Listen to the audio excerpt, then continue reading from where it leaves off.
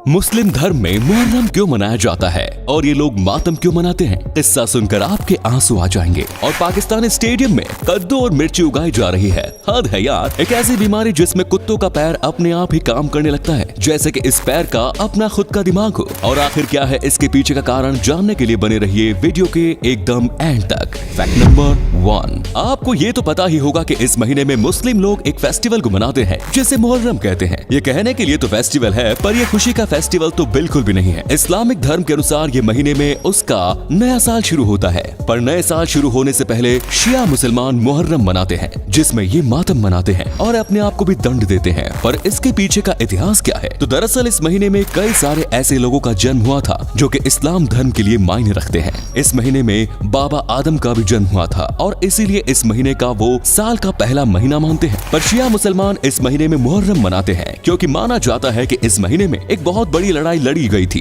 जुल्म के खिलाफ इंसाफ के लिए, और इसमें पैगंबर मोहम्मद के नवासे इमाम हुसैन और उनके 72 साथियों को बेरहमी से इराक में हुई करबला की जंग में मार दिया गया था। और तो और उन लोगों के साथ एक 6 महीने का बच्चा भी था जिसे भी यजीद ने मार दिया। सोच सकते हो ये कितना बेरहम था। पर इन लोगों ने मरते दम तक अपना ईमान नहीं खोया। इन्हें मारने से पहले इन सबको कई दिनों तक परेशान किया गया, जैसे कि पीने तक का पानी नहीं दिया गया। पर फिर भी इन्होंने यजीद के सामने हार नहीं मानी, जो कि इस्लाम धर्म के सभी लोगों पर राज करना चाहता था, मुस्लिमों का खलीफा बनके।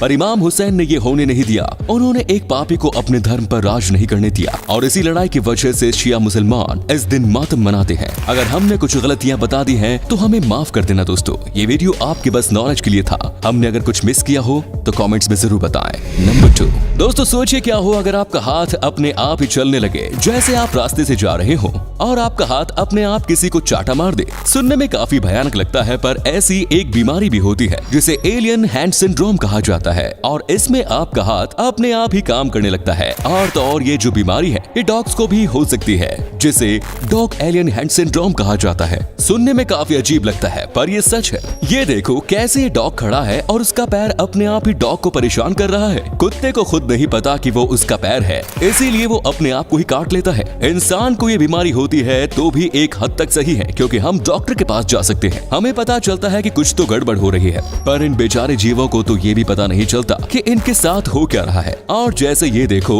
ये कुत्ता अपने पैर को काट रहा है क्योंकि उसको लगता है कि उसका पैर उसका खाना छीन लेगा। हो सकता है ये देखकर आपको हंसी आए, लेकिन इस कुत्ते की स्थिति कितनी खराब है बस वो खुद ही जानता है, क्योंकि आखिर वो बोल तो सकता ही नहीं। ऐसे में डॉग्स को एक अच्छे डॉक्टर की और प्यार की जरूरत है। ये सिंड्रोम जानवरों को पागल भी कर सकता है।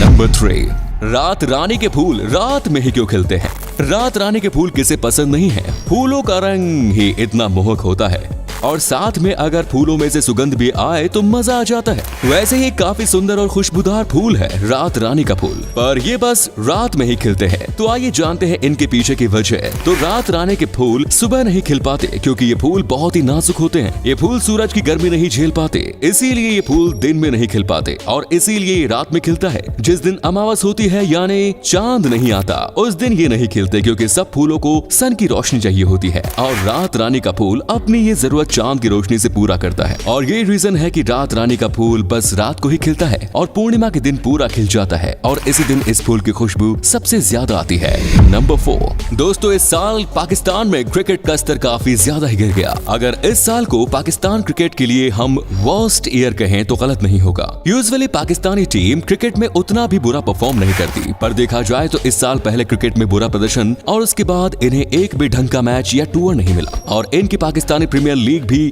यूएई में खेली गई, जिसमें भी खास रिस्पांस नहीं आया, और इसी वजह से पाकिस्तान के क्रिकेट स्टेडियम में एक ऐसी फोटो वायरल हुई जिसने सबको चौंका दिया। पाकिस्तान के एक स्टेडियम में पिच और ग्रास कटिंग की जगह वहां पे खेती चल रही थी, और पाकिस्तान में क्रिकेट स्टेडियम में कद्दू और मिर्ची उगाई जा रही है। और ये सब वायरल होने के बाद पाकिस्तान क्रिकेट लेजेंड शोएब अख्तर काफी नाराज हो गए। उन्होंने क्रिकेटर्स के लिए ये बस एक स्टेडियम नहीं होता, बल्कि उनके लिए ये एक मंदिर से कम नहीं। इसीलिए शोएब अख्तर इस चीज से काफी गुस्सा हो गए और पाकिस्तान क्रिकेट बोर्ड में कंप्लेंट भी किए। नंबर 5, दोस्तों ये बहुत ही ज्यादा अजीब लगेगा जब मैं आपसे ये कहूँ कि एक व्यक्ति पूरा का पूरा प्लेन खा सकता है, क्योंकि इतना बड़ा प्लेन कोई कैसे खा सकता है? और तो और उसका पेट लोहा कैसे पचा सकता है? ये चीज इम्पॉसिबल लगती है, बट 1978 में मिशेल लोटिटो नाम का एक ऐसा व्यक्ति था जिसे 9 साल की उम्र से ही काफी अजीब बीमारी हो गई थी, जिसे पीका कहते हैं। इस बीमारी में इंसान का पेट कोई भी तरीके का खाना पचा सकता है, चाहे वो लोखंड हो या पत्थर, और इसी वजह से वो बचपन से थोड़ा बहुत मेटल खा के सबको चौंका देते थे। पर पहली बार इस आदमी ने कुछ इतना बड़ा करने का सोचा,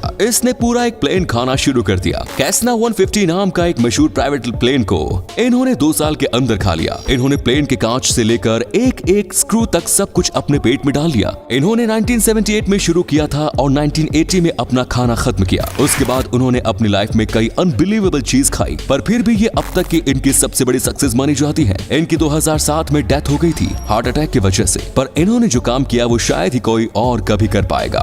तो दोस्तों, ऐसे वीडियोस देखते रहना चाहते हैं तो चैनल को सब्सक्राइब कर देना, और पूरा वीडियो देखने के लिए धन्यवाद।